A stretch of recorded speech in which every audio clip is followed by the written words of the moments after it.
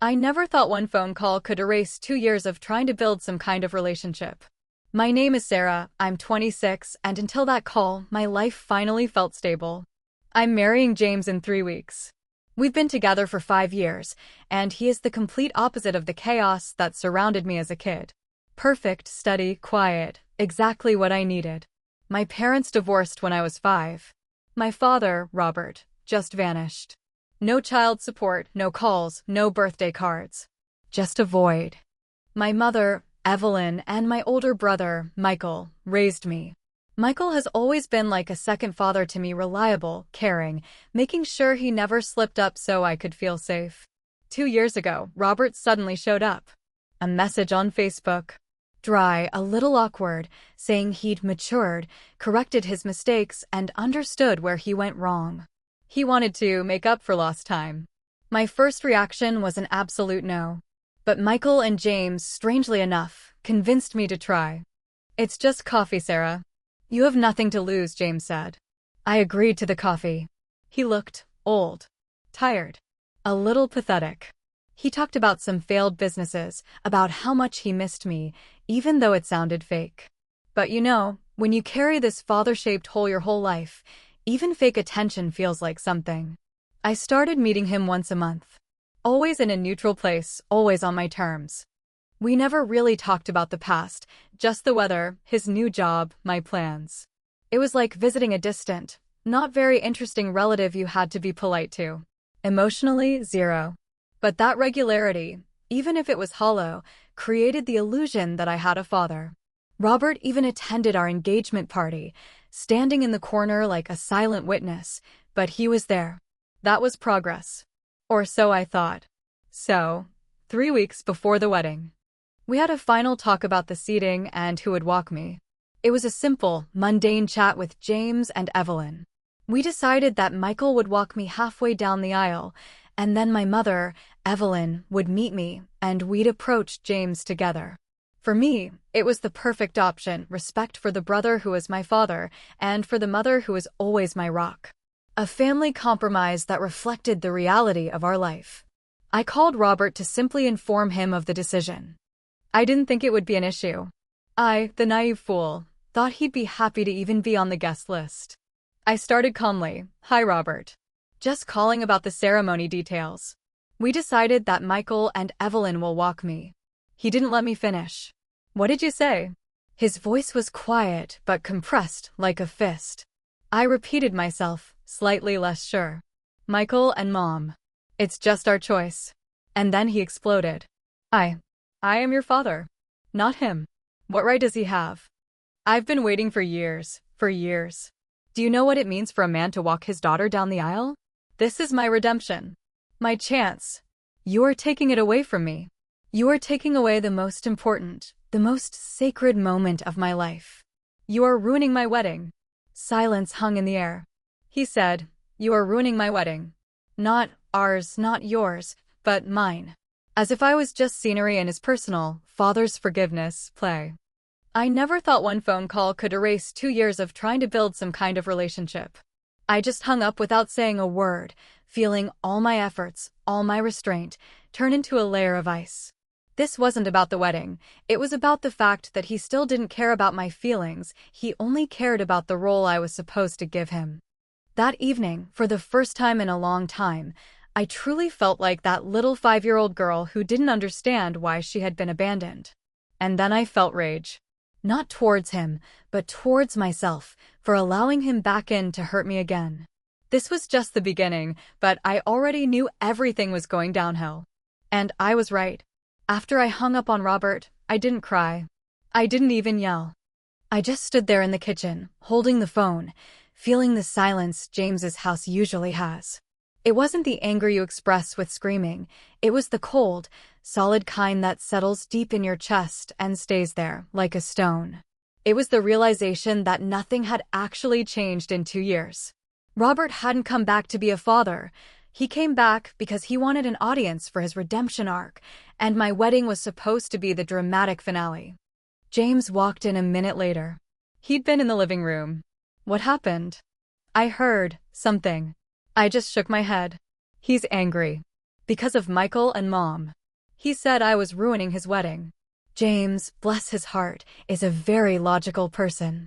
He processes things like a lawyer drafting a contract. He furrowed his brow. That's absurd, Sarah. It's our wedding. He hasn't been present for 20 years. He has no right to demand that role. I know he doesn't have the right, James, I said, trying to keep my voice level. But he has the ability to make this difficult. And he's using it. We spent the rest of the evening avoiding the topic. We talked about place cards, the catering menu, anything but Robert. But the tension was there, running under the surface like a low-voltage wire. Every time James mentioned a detail about the ceremony, I saw Robert's contorted face in my mind, shouting about his sacred moment. The next day, the real fun started. The family calls. It wasn't Robert directly, of course. Robert is a coward. He uses messengers. First, it was my Aunt Carol, Robert's older sister, whom I hadn't seen since I was 7. She called my work number, which was weird and immediately set off my internal alarm. Sarah, sweetheart, it's Carol. Listen, I heard about the misunderstanding with Robert. I tightened my grip on the phone. Aunt Carol, there was no misunderstanding. It was a choice. Oh, honey, I know Michael has been wonderful. A rail rock. But you have to see this from Robert's side. This is his last chance to make things right before God and everybody. To officially be your father in the eyes of the family. You're denying him that. He denied me a father for 20 years, I shot back, the coldness finally giving way to a little heat. He gets to decide when the right time for redemption is, and I just have to accept his terms? Carol's tone shifted from pity to mild disapproval. You're a bright girl, Sarah. But you need to let go of the past. Forgiveness is a gift you give yourself. And frankly, Michael walking you, it looks like you're trying to punish your biological father. I wanted to scream. It wasn't about punishment, it was about acknowledging reality. Michael earned that walk. Robert earned nothing. I ended the call quickly, citing an urgent meeting. The calls continued over the next few days. From his cousin David, from his elderly mother, Mabel, who was genuinely sweet but hopelessly out of touch. The messaging was identical. Robert is trying, and you are being cruel. You're getting a chance for a whole, complete family, Sarah, David told me in a strained, sermon-like voice. Robert is changing. He quit drinking. He's talking about his feelings. Don't throw away this blessing. I felt suffocated. It was a coordinated attack, a pressure campaign designed to make me feel like the villain. They were treating my wedding, my choice, my emotional reality, like a pawn in their effort to rehabilitate Robert's reputation. It wasn't about me or my marriage, it was about their comfort and his narrative. The worst part was, these conversations started bleeding into my time with James. I was constantly on edge, jumping every time my phone rang. I stopped talking about the wedding details because everything felt contaminated. One evening, while we were folding invitation envelopes, James looked at me, really looked at me, with concern. You're exhausted, Sarah. Maybe we just tell Robert he can walk you halfway too? To shut them up? It's not worth the stress. His suggestion was meant to be helpful, a pragmatic solution to a social problem. But it felt like a betrayal of the boundary I had drawn. No, James. No, I said, my voice sharp. If I compromise now, I'm telling him he wins. I'm telling him that throwing a temper tantrum and using his family to pressure me is an effective strategy. It's not just about the walk, it's about setting the precedent for the next 20 years. If he wants to be in my life, he needs to respect my decisions, not try to coerce them. James backed off, but the seed of doubt was planted. He saw a temporary fix. I saw a lifetime of emotional blackmail. I was increasingly feeling isolated, even with James. He couldn't truly understand the weight of a father's abandonment and the specific resentment that comes with it being weaponized against you. The constant low-level war with Robert's relatives was draining my energy faster than wedding planning ever could. Every phone call, every email, added another layer of concrete to the wall I was trying to break through. I was fighting two battles now, one to keep Robert out of a role he didn't earn, and one to maintain my composure while his entire side of the family convinced me I was an ungrateful child who didn't value a second chance at reconciliation. It was all happening so fast. Less than a week since the initial call, and the entire wedding atmosphere had shifted from joyful anticipation to a strategic conflict. I still hadn't told Robert he was uninvited, only that his role was settled. He was silent on his own, which I knew was a bad sign. He was clearly preparing his next move. The tension was building, and I knew I couldn't keep this up for another 3 weeks. Something had to break. I just didn't know what or who it would be. The coordinated pressure campaign from Robert's relatives wasn't slowing down. If anything, it was gaining momentum. It was like they had an internal group chat where they assigned shifts for guilt-tripping me. A week into this mess, 2 weeks before the wedding, I was barely sleeping, constantly checking my phone, dreading the next wave of emotional manipulation. The new conflict introduced an almost unbearable layer of stress. My cousin Nancy, whom I genuinely liked and had planned to have a central role in the bridal party, suddenly became the voice of the entire pro-Robert movement. Nancy wasn't just a random relative, she was my childhood confidant, the person who had actually seen how much my mother and Michael struggled after Robert left. Nancy called me on a Tuesday morning. Her voice was flat, devoid of its usual warmth. "I need to talk to you, Sarah.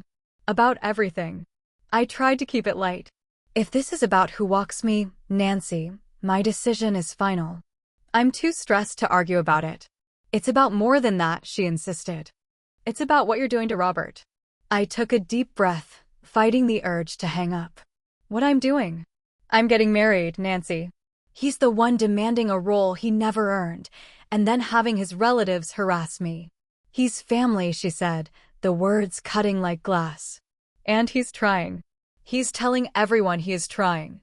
You have a chance right now, Sarah, a golden opportunity to mend things, to have a whole family for your new chapter. And you're refusing it because of some past grudges." This was the core argument. My choices weren't based on love or recognition for Michael. They were based on spite towards Robert. "It's not a grudge, Nancy. It's consequences," I countered, my hands starting to shake. "He walked away for 20 years. Michael stepped up for 20 years. The wedding procession reflects that reality. Why is it my responsibility to cater to his emotional need for redemption?" Nancy went quiet for a moment, and then the real twist came out. "Because the way you're handling this, Sarah, you're making everyone uncomfortable. You're making Robert look like the villain again, even when he's reaching out. And honestly, some of us, your close family, are starting to think you don't value this chance at reconciliation." That phrase, "don't value this chance at reconciliation," hit me harder than Robert's initial yelling. This wasn't just about him anymore. This was about my standing within the family, the one I actually grew up with. They were judging my moral character based on my choice of who walks me down an aisle. "So, what are you saying, Nancy?" I asked, my voice dangerously low. She hesitated, then pushed the boundary further. "I'm saying, the entire family is worried about the drama you're creating. If you can't forgive your own father for a mistake he made 2 decades ago, how stable is this marriage going to be? Robert's side is talking about not coming. And I don't know if I can stand up there as a bridesmaid and participate in something that feels so cold." The threat was clear. If you don't compromise, you risk losing the support of the very people you love. I couldn't believe it. Nancy was effectively threatening to drop out of my bridal party 2 weeks before the wedding because I wouldn't let my absentee father perform a symbolic role he hadn't earned. The emotional pressure escalated instantly from annoyance to genuine crisis. I hung up, heart hammering, and immediately called Michael. He was my rock, the one person who would see the absurdity of it all. "Michael, Nancy just called me. She basically said I'm ruining the wedding by not valuing reconciliation. She threatened not to come." Michael was silent for a long moment. When he spoke, his voice was tight. "Robert is working them, Sarah. He knows exactly how to make you feel isolated. Don't listen to her." This is emotional blackmail, plain and simple. But even his reassurance didn't help much. The doubt was planted. Was I being too rigid? Was the dignity of my choice worth alienating the few remaining relatives I still cared about?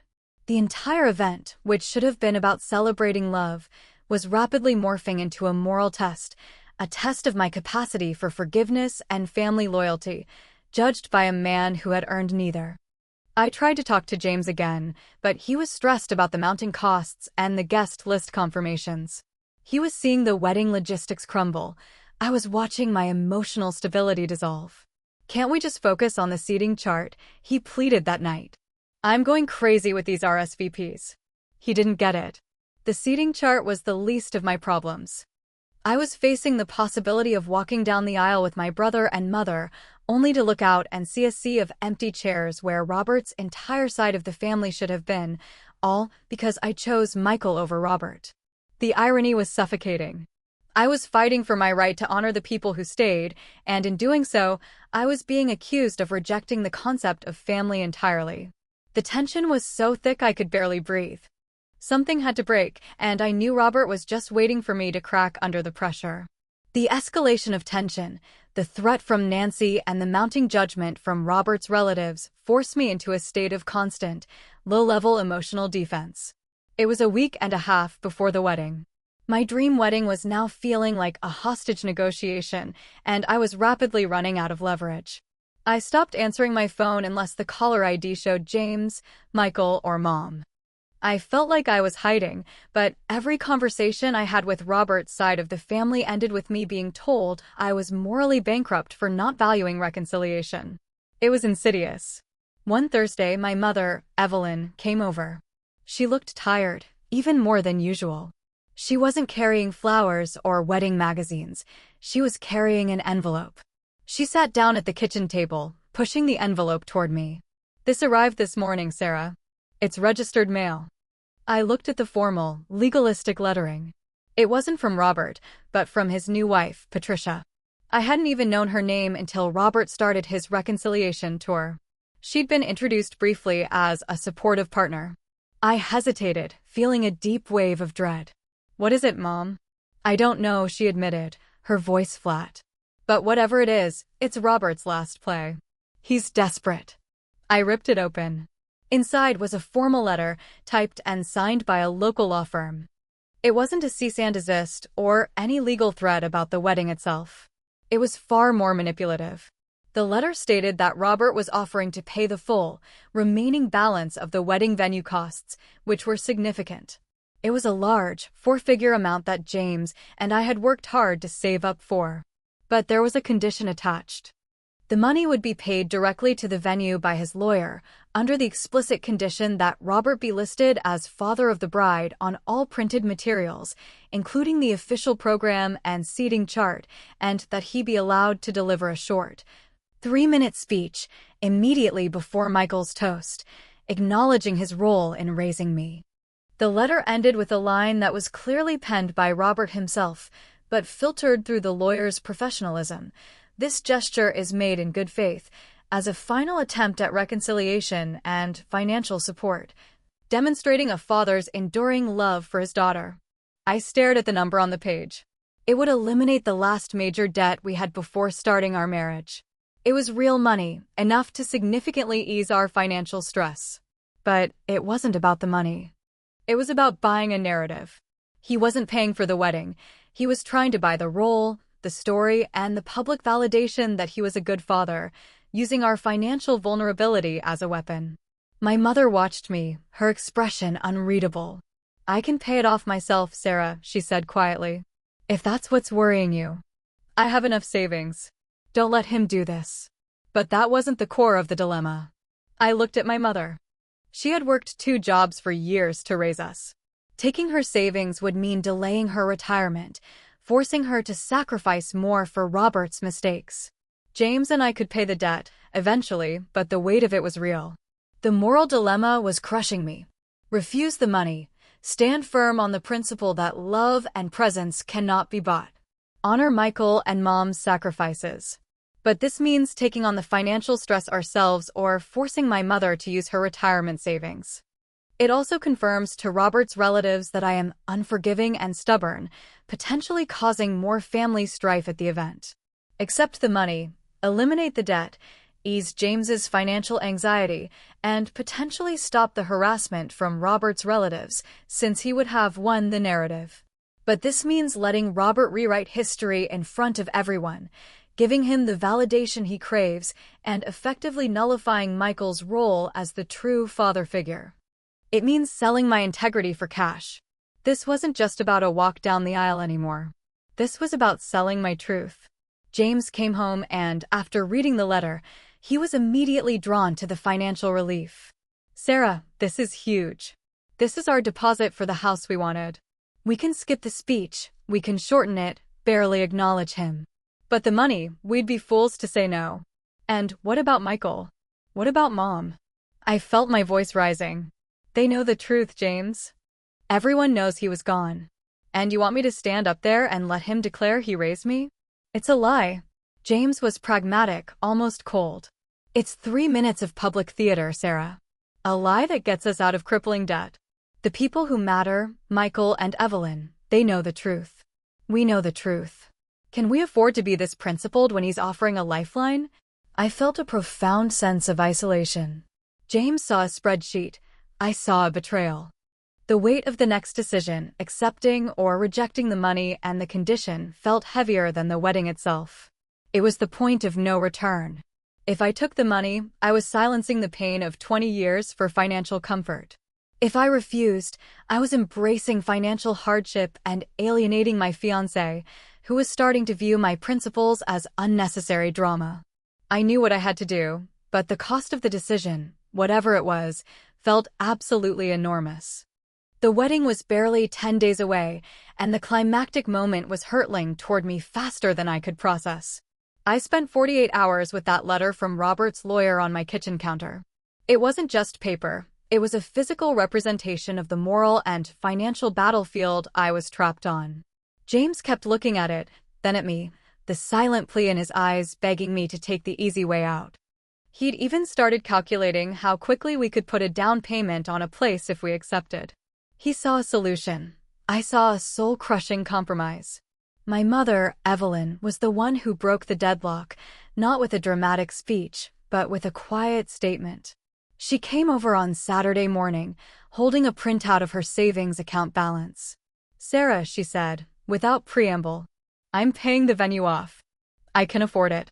It means delaying my retirement by a year, maybe 2. But I'll do it."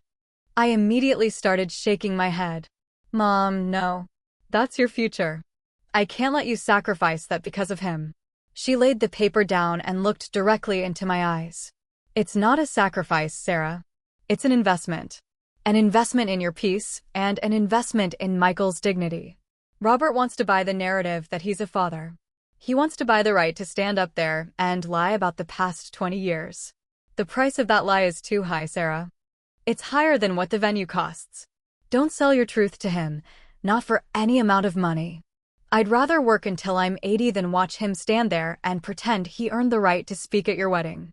Her words were simple, but they cut through all the noise, the lawyer's letter, James's pragmatism, the guilt from the relatives. My mother wasn't just offering money, she was offering unconditional validation of my pain and my decision. She was reinforcing the boundary I had drawn. I hugged her, letting myself cry for the first time since this whole mess began. It wasn't a sob of sadness, but of relief and rage. Relief that I wouldn't have to compromise, and rage that Robert had forced the 2 women in his life to clean up his mess yet again. That evening, I wrote the email to Robert's lawyer. It was short and formal. "We appreciate the offer, but we respectfully decline the financial contribution. The wedding costs are covered. The proposed conditions regarding the program and speech are unacceptable." I hit send before I could second-guess myself. The immediate fallout was immense. James was disappointed, and he didn't hide it. "You let Evelyn do this? We could have paid her back. This was purely a power move, Sarah. You prioritized spite over financial sense." That conversation, 10 days before the wedding, became the deepest rift in our relationship yet. He couldn't see the emotional calculus. He only saw the missed opportunity to pay off debt. It revealed a cold, transactional side of him I hadn't seen, one that would prioritize money over principles. The next day, the final, explosive call came. It wasn't from a cousin or an aunt. It was Robert himself, his voice raw and uncontrolled. "You really did it, didn't you? You're shutting me out. You took my last chance. And now your mother is bankrolling this thing? She's poisoning you against me. You're a child, Sarah. You're selfish and unforgiving. You're going to regret this bitterness your whole life. This time, I didn't hang up. The relief of being unburdened by the debt and the lawyer's letter gave me a cold, hard strength. I'm not a child, Robert. I'm a woman getting married, and I'm making my own choices about who is honored in my life. You had 20 years to earn a place of honor. You spent 20 years choosing yourself. You didn't lose this chance because I'm unforgiving. You lost it because you think love is something you can buy or demand. It's not. It's something you earn with presence. You never were, and you never will be, a father to me. I paused, delivering the final, quiet blow. The wedding is still on. You are still invited as a guest. But if you cause any scene or attempt to speak, security will remove you. And that, Robert, will be the final word. Then I hung up and blocked his number, his email, and his social media. The silence on my phone was immediate and profound. The war was over. The wedding day arrived 10 days later. The atmosphere was still tense. Nancy didn't show up. Robert's mother, Mabel, and 2 cousins also sent last-minute cancellations. It was noticeable. But when I stood at the back of the aisle, seeing Michael and Evelyn waiting for me, the emptiness of the canceled guests didn't matter. Michael, strong and protective, took my arm and walked me halfway. Then he stepped aside, and my mother took my other arm. We walked the final stretch together, a symbol of the 2 people who had raised me, supported me, and fought for my peace. As we reached James, I quickly scanned the crowd. Robert was there. Sitting in the back row, silent, alone. He looked small, defeated, stripped of his audience. He didn't make a scene. He just watched, a guest, nothing more. James and I got married. The ceremony was beautiful, the toasts were heartfelt, especially Michael's, which was simple and perfect. But the philosophical undertone remained. Robert's actions and James's reaction to the financial offer left a lingering question mark over my future. I stood firm on my moral ground, but the price was a strain on my new marriage and a fissure in the wider family. I got my wedding my way, but I paid for it with my mother's retirement savings and a chilling realization about my husband's values. My wedding didn't end with a happily ever after. It ended with a marriage started on a foundation of debt to Mom and the heavy knowledge that setting boundaries doesn't stop the pain, it just shifts who has to bear the cost. I upheld my truth, but as I walked out with James, the heavy gold band on my finger felt less like a promise and more like a symbol of the high price of emotional integrity. I was married, yes, but I was also left wondering how long it would take for James's purely pragmatic view of the world to clash with my deep-seated need for emotional honesty again.